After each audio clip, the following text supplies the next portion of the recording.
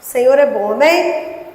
Eu louvo a Deus pela vida dos visitantes que estão aqui nessa noite conosco. Você é bem-vindo em nome de Jesus, bem-vinda. Glória a Jesus. Senhor, a Tua palavra, ela tem falado no meu coração há dias, Pai. Tem falado nessa igreja, Pai, um só assunto, Pai. Que todo tem o mesmo fio, Pai, porque o Senhor tem misericórdia de nós. Porque o Senhor fala neste altar, ó Pai. Eu quero agradecer ao Senhor por essa palavra de continuidade, Senhor. Eu quero agradecer ao Senhor porque as Tuas ovelhas vieram até este lugar para receber alimento, Senhor. Para entender, ó Deus, o que elas precisam fazer quando elas saem dessa porta para fora. Eu quero pedir ao Senhor que cada um aqui receba a sua porção. Que eles não fiquem preocupados comigo, mas que fiquem preocupados com aquilo que o Senhor quer falar com eles nessa noite. Senhor, que a Tua presença seja real. Que a Tua glória, Senhor, tome toda essa casa, Pai. E que essa palavra seja entendível aos nossos corações, em nome de Jesus. Amém? Irmãos, ontem eu ouvi uma palavra, pode sentar, que dizia assim, que já chegou o tempo de uma coisa nova. Amém? É um versículo até muito conhecido. Vocês estão percebendo que Deus está mandando coisa nova aqui para essa igreja? Quem estiver ligado, percebe que já começou uma coisa nova. Amém? Não vai começar. Já começou. O Senhor, Ele tem falado, o Senhor, Ele tem nos unido, o Senhor tem nos envolvidos. E só fica de fora quem não se liga. Amém, irmãos? Quem não entra na visão. Mas se você entrar na visão, você vai perceber que Deus já começou uma coisa nova. Amém? E dentro disso tudo que Deus tem falado conosco, Deus tem falado conosco sobre arrependimento. Deus falou ontem com um grupo sobre pecado, que eu fiquei sabendo, né? Deus tem falado na célula sobre esse mesmo assunto. Deus tem falado sobre o nosso coração ficar limpo, sobre as nossas mãos também estarem limpas. Amém, queridos? O Senhor tem falado.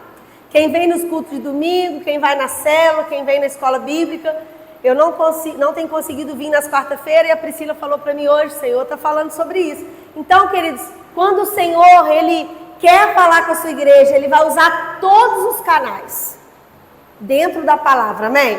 Ele vai usar o nosso evento sábado, né? Ele vai usar o grupo de louvor, mas você precisa estar atento e atenta a essa coisa nova que já começou. E aí, nós falamos na célula na terça-feira sobre o coração, sobre a pureza e sobre as dificuldades que às vezes a gente enfrenta, sobre os espinhos.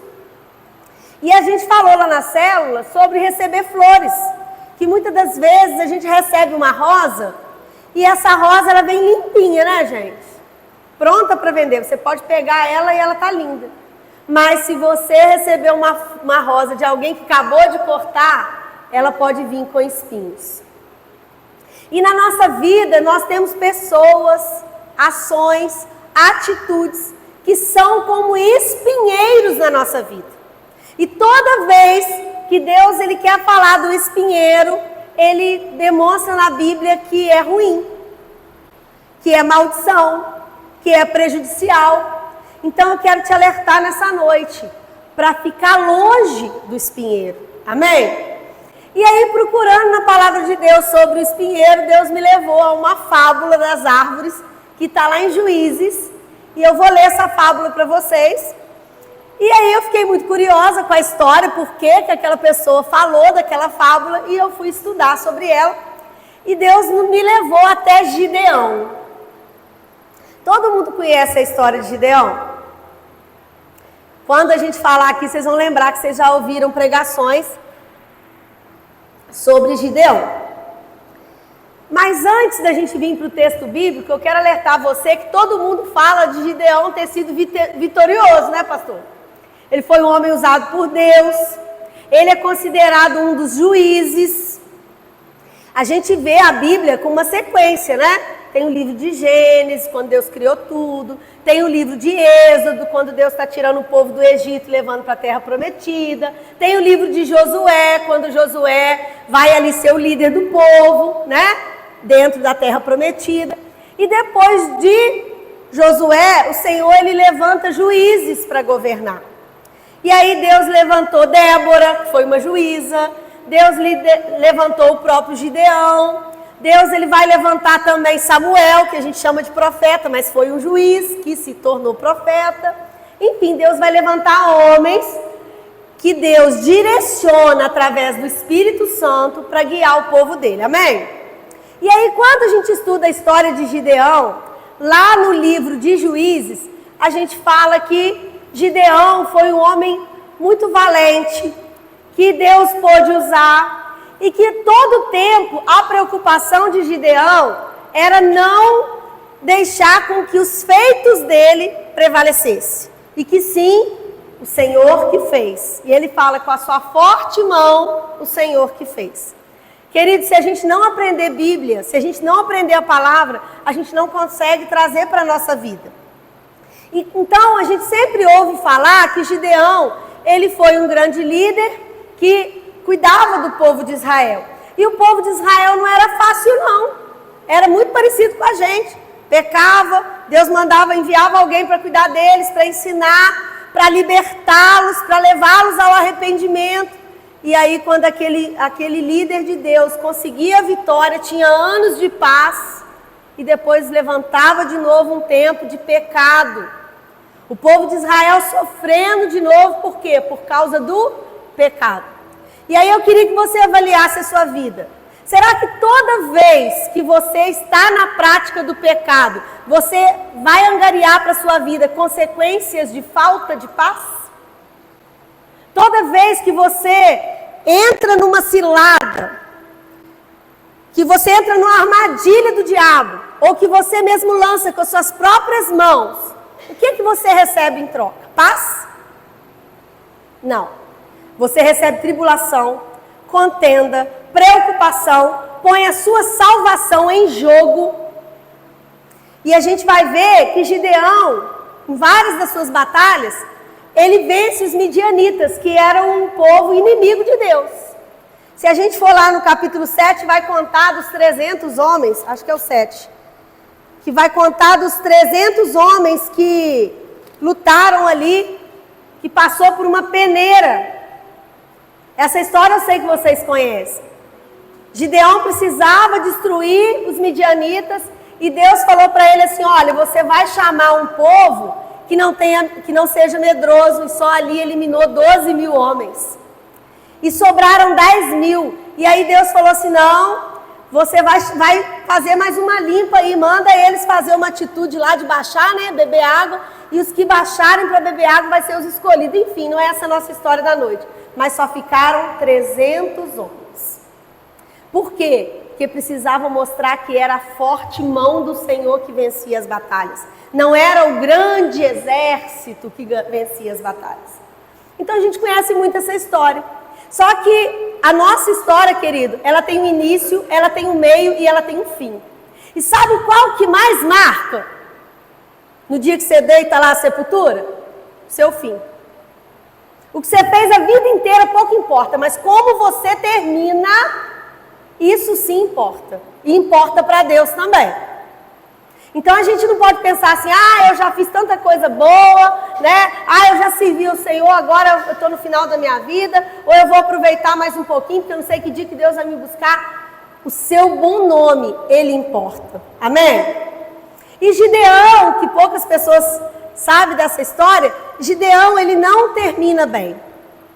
Porque quando ele vence os midianitas, o texto vai dizer que o orgulho e as armadilhas entram na vida dele. Então eu quero que você abra comigo a palavra de Deus, que está lá em Juízes 8, 22.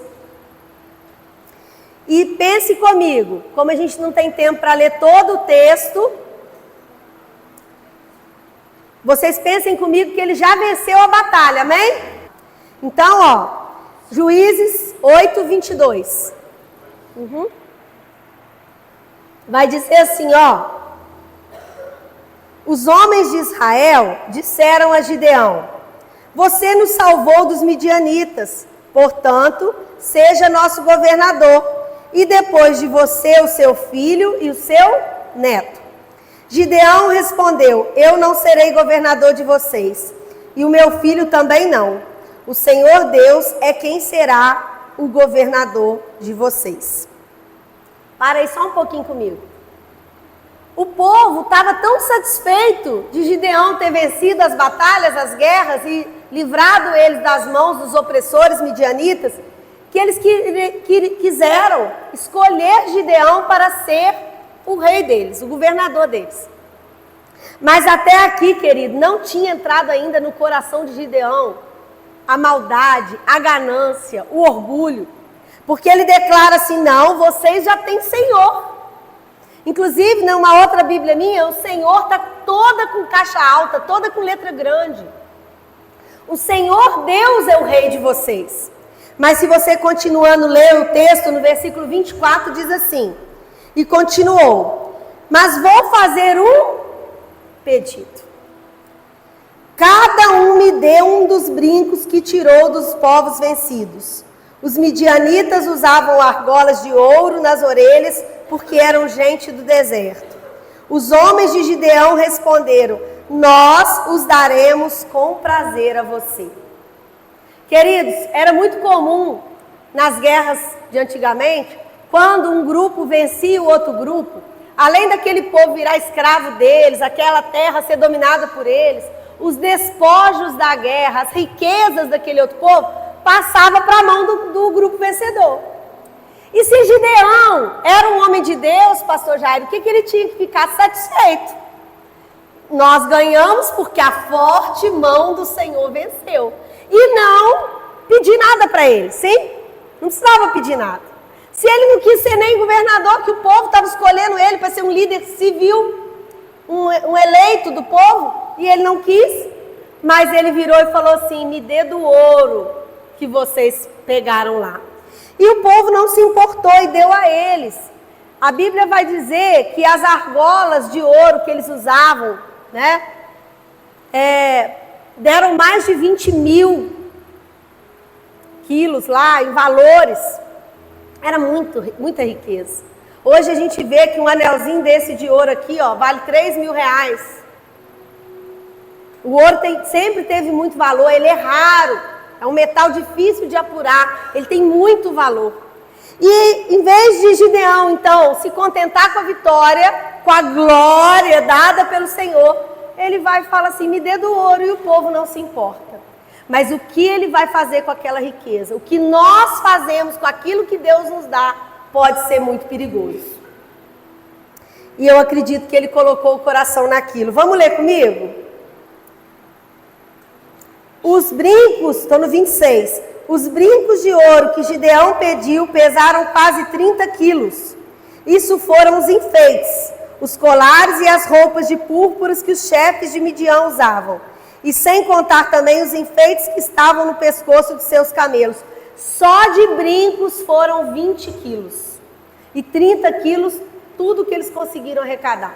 Então tudo que os líderes de Midian, dos midianitas, tinham de riqueza, foi parar no bolso de Gideão. Com o ouro, Gideão fez um ídolo e colocou na cidade de Ofra, cidade que ele vivia. Então todos os israelitas abandonaram a Deus e iam adorar o tal ídolo. E isso foi uma armadilha para Gideão e sua gente. Os midianitas foram derrotados pelos israelitas e por muito tempo deixaram de ser uma ameaça para eles. E a terra ficou em paz durante 40 anos, enquanto Gideão viveu. Então, queridos, Gideão pega aquela riqueza para ele, né? O povo fica em paz durante 40 anos. Só que o que ele faz com aquele ouro, com aquela riqueza, vai acabar fabricando um ídolo. E o povo começa a adorar. E aí a gente começa a pensar que toda vez que o povo entra na idolatria, que o povo entra no pecado, principalmente da adoração a outros deuses, entra também a prostituição. Querido, se prostituir não é só vender o seu corpo. Se prostituir não é só sair com o marido do outro ou com a esposa do outro. Se prostituir não é só ter relacionamento sexual antes do casamento. Se prostituir é negar o seu Deus. É muito mais do que isso. E toda vez que o povo de Deus, a Bíblia fala que ele se rende à adoração a outros deuses, a prostituição entra junto. E a gente vê que Gideão, ele se prostitui. Por quê? Porque ele vai fazer um objeto, a Bíblia chama esse objeto de éfode, que eu tive curiosidade de pesquisar o que é. É aquela estola sacerdotal, tipo um colete, e ali tinha muitas pedrarias e tudo feito em fios de ouro, uma riqueza muito grande. E ele, quando ele faz aquilo e coloca lá na cidade como um artefato, um monumento, as pessoas pensam assim, para que serve aquilo? Para adorar. Eles já estavam acostumados a adorar bezerro de ouro, né, que a gente viu no deserto, e começaram a idolatrar aquele objeto, como se a presença de Deus ou de Baal, os deuses lá que eles adoravam, estivesse naquele objeto. E quantas vezes nós também fazemos isso, sabia? Adoramos a nossa casa, adoramos a nossa prática de sentar todo dia para jantar e não pode ir na casa do Senhor porque tem que jantar, porque tem que fazer janta, com coisas que a gente não pode adiar uma hora. Muitas das vezes a gente idolatra a profissão, filhos, o nosso ego, e isso também é prostituir contra Deus. É negar o Senhor, é não colocar Deus em prioridade. E a história vai dizer que quando Gideão fez isso, ele criou uma armadilha, porque o povo que já estava sabendo que Deus era poderoso, agora vai voltar a adorar ídolos. E ele cria uma armadilha, porque do mesmo jeito que o povo falou para ele assim, olha, Gideão, se você aceitar ser nosso rei, os seus filhos, os seus netos, toda a sua descendência vai ser. Então sabe o que eu quero te falar nessa noite? Que Deus é um Deus de antepassados e Deus é um Deus de futuros descendentes. Os meus antepassados fizeram eu ser quem eu sou hoje. E os meus descendentes vão ser fruto daquilo que eu conquisto hoje. E Gideão, com essa prostituição que ele criou para a vida dele aqui, com essa idolatria, ele amaldiçoou todas as gerações que veio a partir dele. Todos os seus filhos. Se você ler a história, você vai ver que Gideão teve 70 filhos. Não é pouco não, hein? 70 filhos. Ele teve várias mulheres legítimas e várias concubinas, pastor. Ele teve muitas mulheres. E ele sacrificava a sua família. Se você ler textos anteriores, ele mandou um dos filhos dele matar uma pessoa na guerra. E esse filho era jovem, não teve coragem de tirar a espada. Então, toda essa maldição que Gideão está buscando para a vida dele, vai atingir a sua geração. Por isso que a gente precisa orar com quebra de maldição. Por isso que a gente precisa fugir da aparência do mal e do pecado. Para que os nossos filhos não herdem nada disso da nossa geração. Amém, queridos? Porque uma vez que a gente vem para o Senhor, a Bíblia fala que Deus faz tudo novo. Mas nós precisamos permanecer nesse novo de Deus. Nós não podemos fazer como o povo de Israel, que toda hora vai lá pescar na idolatria, no pecado, na prostituição. Nós temos que fazer isso tudo, coisa velha na nossa vida, e buscar viver uma vida nova. Amém?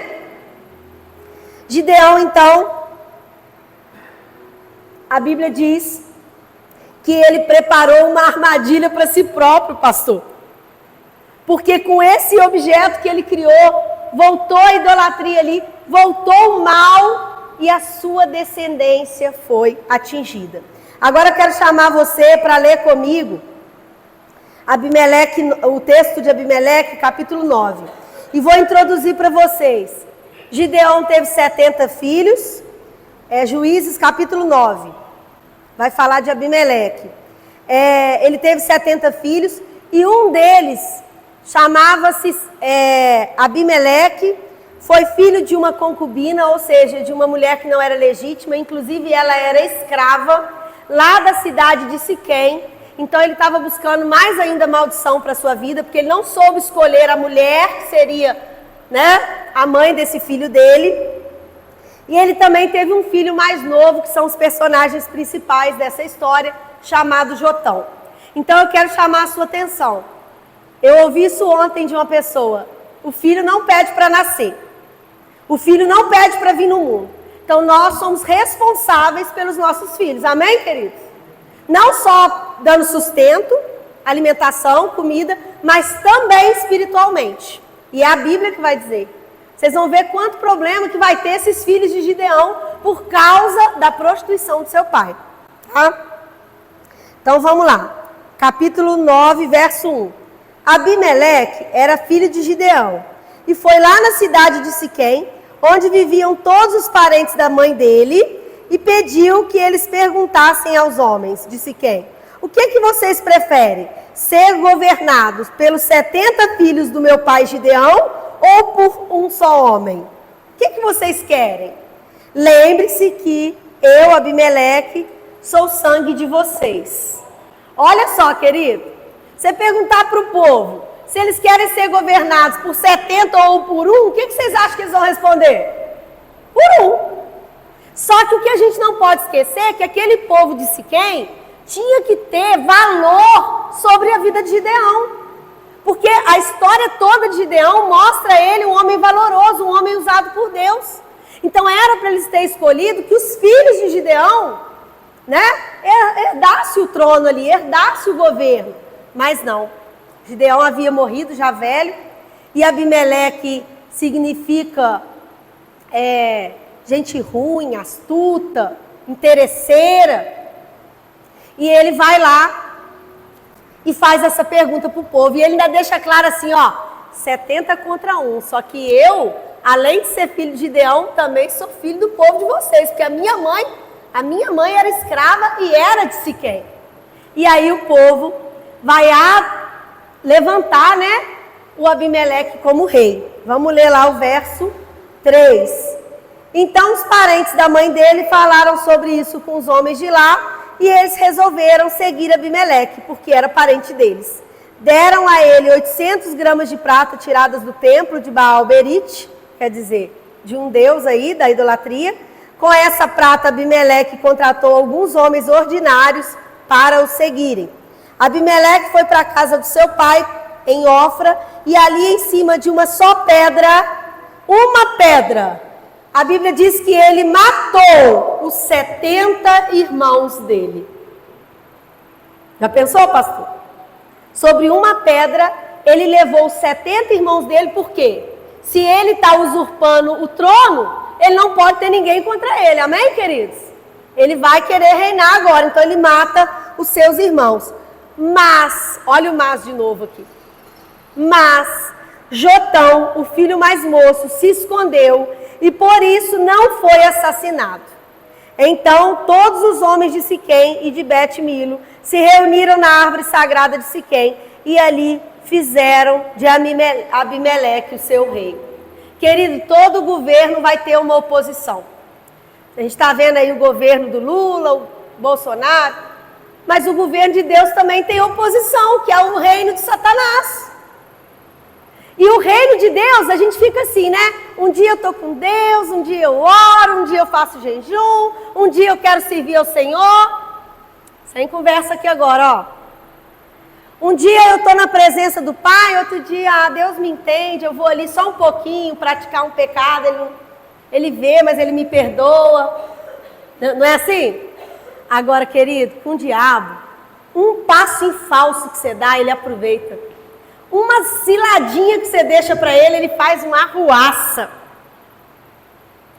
Tudo de Gideão não valeu de nada na hora que ele escolhe pegar em ouro para construir um objeto. E eu esqueci de falar para vocês, aquele objeto, ele era um objeto que só os sacerdotes e a descendência usava. A estola sacerdotal era da família lá de Arão e não dos levitas. E o Gideão, ele não é dessa descendência. Então ele não tinha direito sacerdotal. E ele faz um objeto que seria usado por sacerdotes. Então ali entra inveja, entra orgulho, entra querer ter o que não é seu. E aí Satanás só quer um pouquinho do prato para criar um prato cheio, né? Então quando a gente lê o texto, a gente vê no verso 7 que Jotão soube de tudo aquilo, né? Que ele tinha sido levantado rei, Abimeleque, que seus irmãos tinham morrido porque ele se safou, e gritou para os homens daquela cidade: homens de Siquém, me escutem, e Deus escutará vocês. Sempre, querido, Deus vai levantar alguém. Sempre Deus vai dar escape através de alguém para te alertar, para chamar a sua atenção, para falar assim: você está fugindo do caminho, você está fugindo do propósito que eu tenho para você. Sempre Deus vai te alertar. Você ouça se quiser. E a Bíblia ainda fala que é para a gente falar, né? Quer ouça, quer não ouçam, a Bíblia fala que é para a gente falar. E aí Jotão vai então e conta essa fábula da árvore que eu falei para vocês. E aí a gente vai ler a fábula. Se vocês não quiserem acompanhar, só me ouçam, porque eu vou ser uma poeta aqui agora, vocês vão entender. Jotão disse assim: uma vez as árvores resolveram procurar um rei para elas. Então disseram à árvore da oliveira: seja o nosso rei.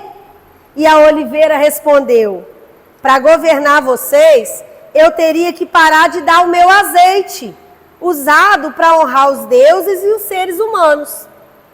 Aí as árvores pediram à figueira: ô figueira, venha ser o nosso rei.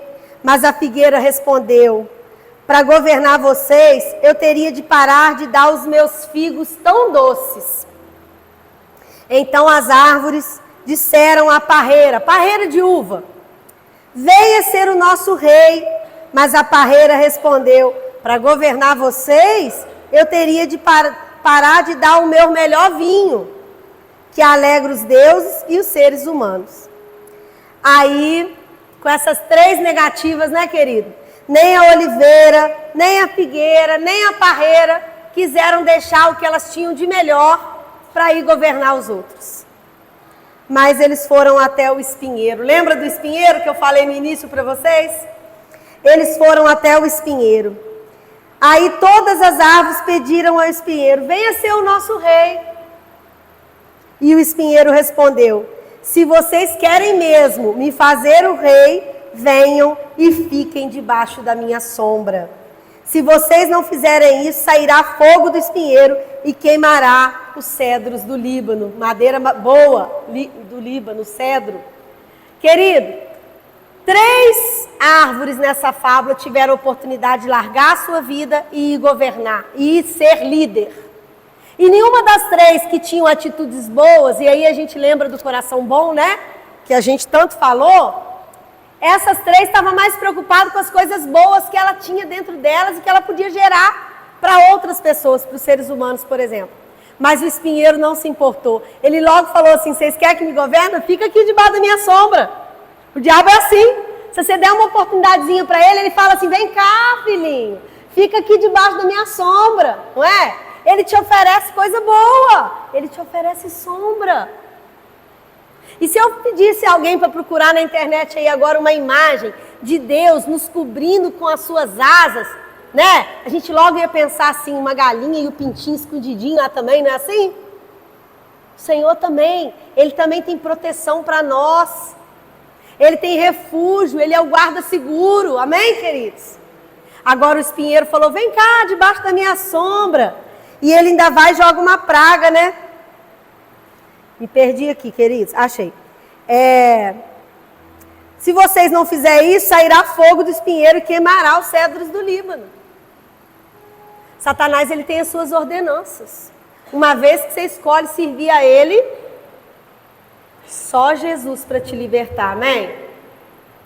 Só um escolhido de Deus para libertar o povo de Israel. E só Jesus para libertar eu e você.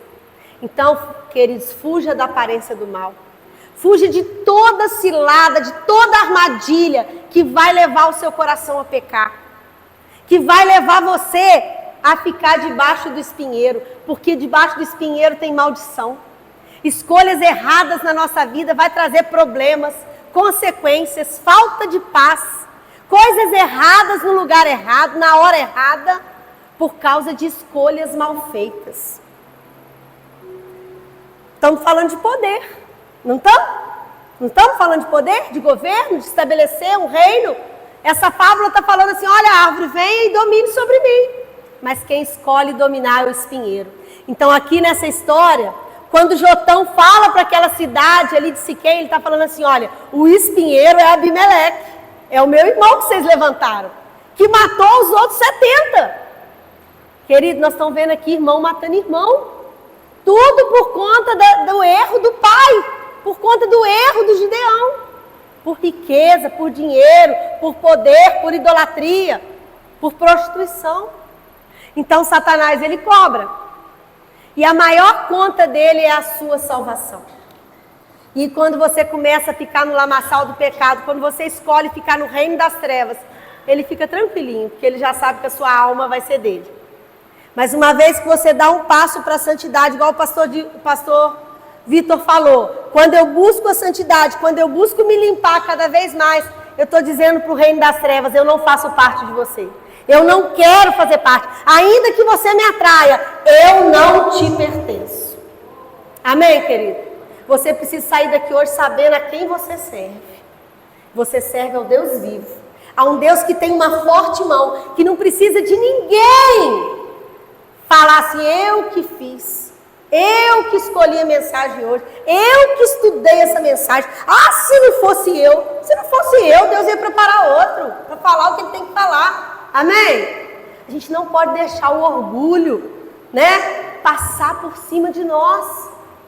E o orgulho, querida, às vezes ele é nas relações interpessoais como igreja. A gente tem que participar desse corpo, dessa comunhão aqui que nós temos. Então não deixa de ir sábado não. Quem ainda não confirmou, confirma com a Priscila. Quem ainda não pagou, paga. Vamos estar junto, porque o Senhor nos quer como igreja. Se esse templo aqui ruir, nós vamos continuar sendo igreja.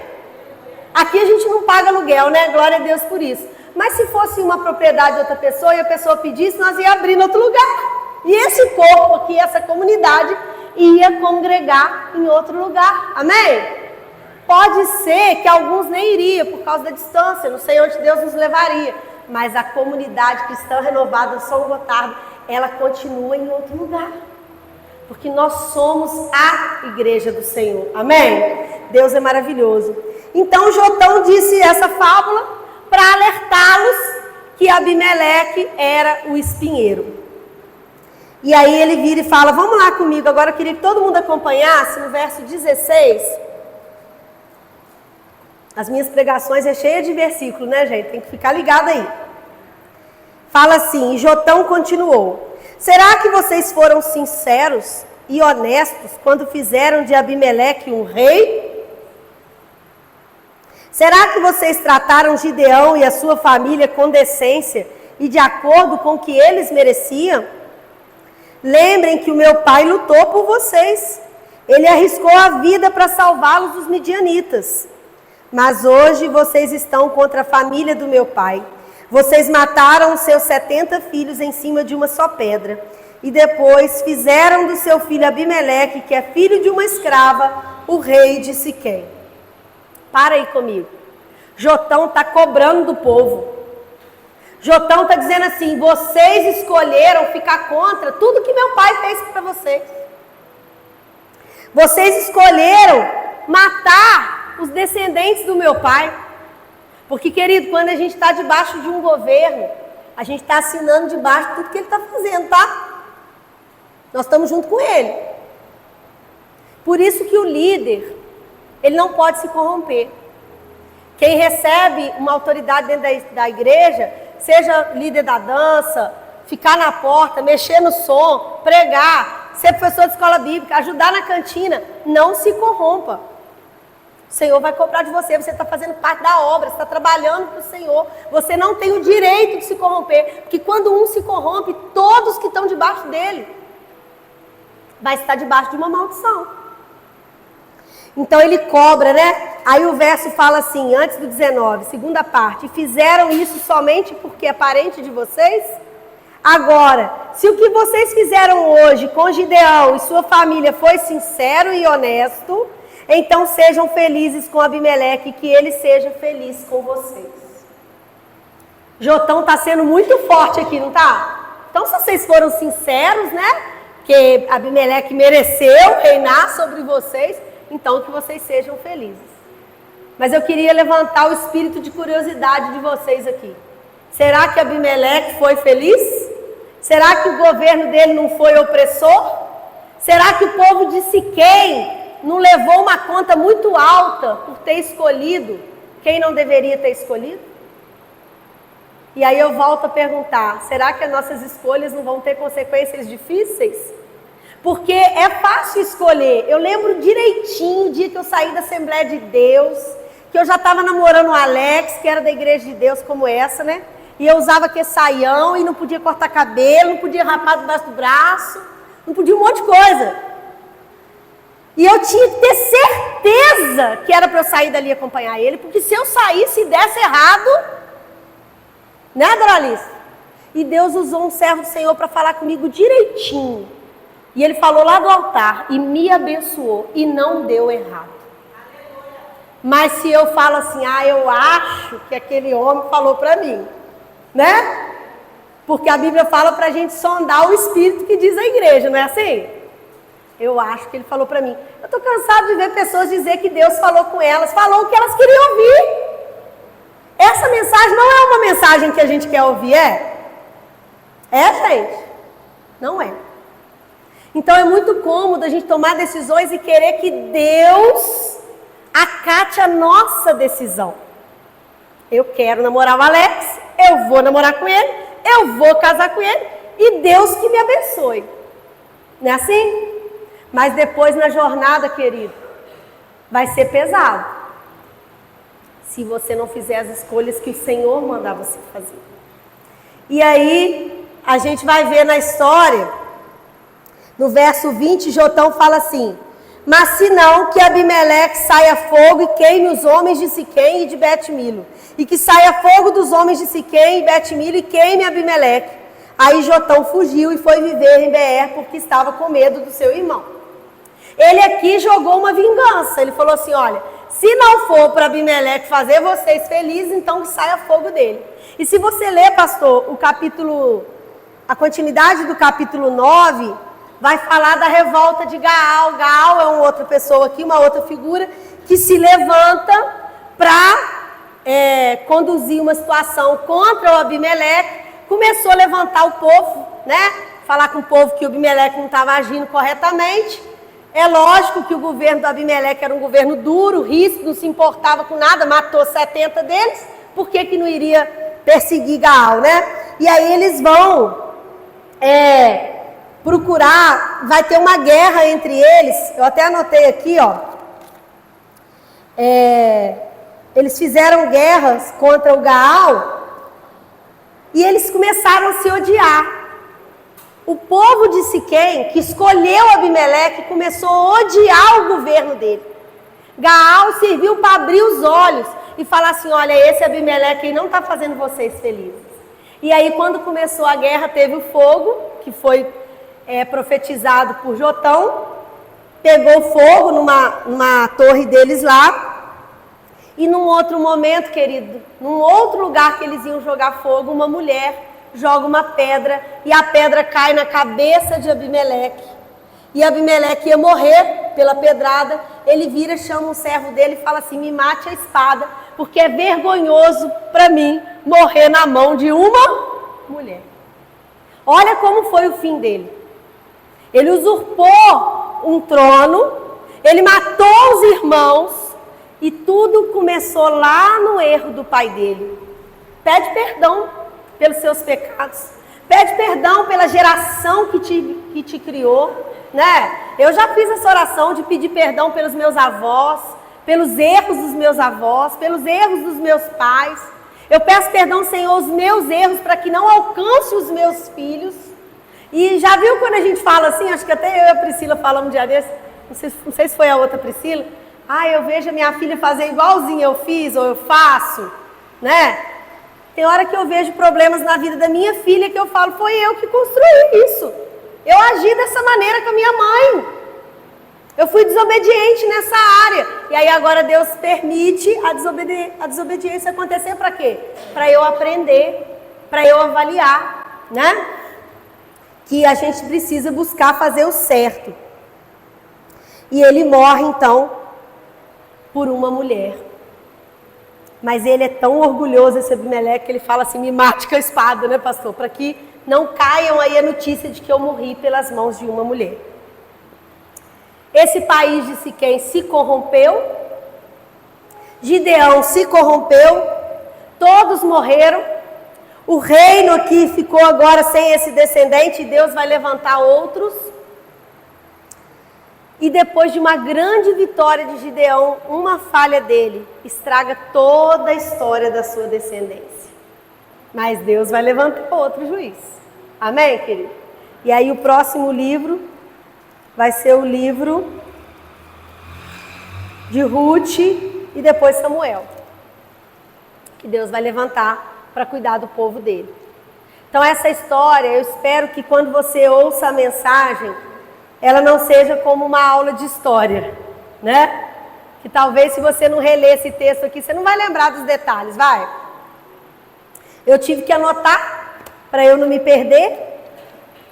Mas se você pensou na sua vida aí, se você fez uma reflexão, você viu quantas coisas que a gente aprende com essa história. A gente aprende sobre ser fiel, né? Ser fiel à nossa família, ser fiel ao nosso Deus. Não exigir dos nossos filhos coisas que eles não dão conta. Igual o Gideão, né? Estava ali explorando os seus filhos. Arrumando filho cada hora com uma mulher. Escolhendo pais e mães errados para os seus filhos. Então, querido, eu queria chamar você para ficar sob seus pés, para nós orarmos, para nós pedirmos ao Senhor para manter o nosso coração sempre voltado a Ele, para cuidar da nossa geração, para não deixar a gente se corromper.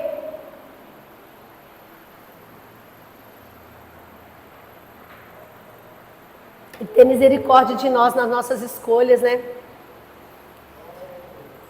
Glória a Deus. Senhor, nós te pedimos nessa noite, ó Pai, que a Tua palavra, ela penetre no nosso coração.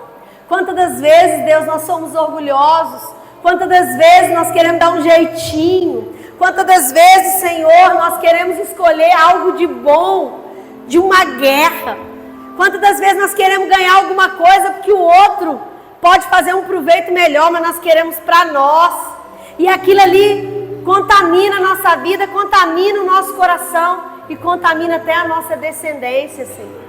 Deus, eu quero pedir aqui hoje pelos pais e pelas mães que estão aqui, pelas futuras mães, pelos futuros pais. Senhor Deus, que o Senhor venha quebrar nessa noite toda maldição, tudo que não provém de Ti, todas as escolhas erradas feitas até aqui, Senhor. Pai, nós escolhemos para nós o Senhor como nosso governo. Nós escolhemos, Senhor, o Senhor Jesus, Deus, o Criador do céu e do universo. Aquele ao qual indica para nós a todo tempo o Espírito Santo que nos convence do pecado e do juízo. Eu quero pedir ao Senhor, se tem pessoas aqui nessa noite que o Espírito Santo está afastado dele, que ele não tem mais intimidade com o Senhor. Pai, se há pessoas aqui nessa noite que têm feito escolhas erradas para os seus filhos, se há pessoas aqui nessa noite que têm escolhido andar com pessoas que vão trazer espinhos para ela, eu quero pedir ao Senhor que o Senhor corta nessa noite. Deus, eu quero pedir ao Senhor que o Senhor abra os olhos espirituais da tua igreja, para que as pessoas aqui possam ter coragem de dizer, Deus, é esse caminho, é essa pessoa, é assim que o Senhor quer que eu viva, Pai. É dessa maneira, onde eu preciso consertar, onde eu preciso melhorar, Pai, porque eu não quero pagar o preço de uma morte tão grande, eu não quero ser culpada por uma geração que vem a partir de mim. Deus, tenha misericórdia de nós, Pai, porque assim como foi pregado lá no deserto, que a gente precisava se arrepender, essa mensagem hoje é para a gente se arrepender, essa mensagem hoje, Senhor, é para a gente olhar para o nosso futuro, sabendo que ele depende do nosso presente. Ah, Senhor, das escolhas que fazemos hoje, Pai, da maneira, Deus, como nós escolhemos com quem andar, Pai. Oh Deus, o que fazer com o que o Senhor põe na nossa mão. Nos ensina, Senhor, a administrar bem o dinheiro, administrar bem, Senhor, as oportunidades que o Senhor nos dá, a deixar o Senhor sempre exaltado e não o nosso eu. Deus, tenha misericórdia de nós. Nos ensina, Pai, todos os dias como caminhar na Sua presença, Senhor. Como terminar a nossa vida, Senhor, como uma árvore frutífera. Uma árvore, Senhor, que dá vinho. Uma árvore, Senhor, que dá figo. Ah, Senhor, uma árvore que dá um azeite bom. Que nós não sejamos, Senhor, como o espinheiro, que ninguém quer ficar com ele, Pai. E que muitas das vezes ele se impõe sobre nós. Pai, que sejamos testemunhas, Pai, como pessoas que dão bom fruto. Que não tem, Pai, do que se envergonhar. Que as pessoas podem ter o prazer de andar contigo. Que não tenham o que falar de você. Deus, nessa noite eu quero declarar uma igreja limpa, santa. Senhor Deus, não deixa, Pai, com que nenhuma maldição venha sobre nós. Que possamos, ó Deus, escolher o Senhor em todo tempo. Aleluias. Glória a Deus.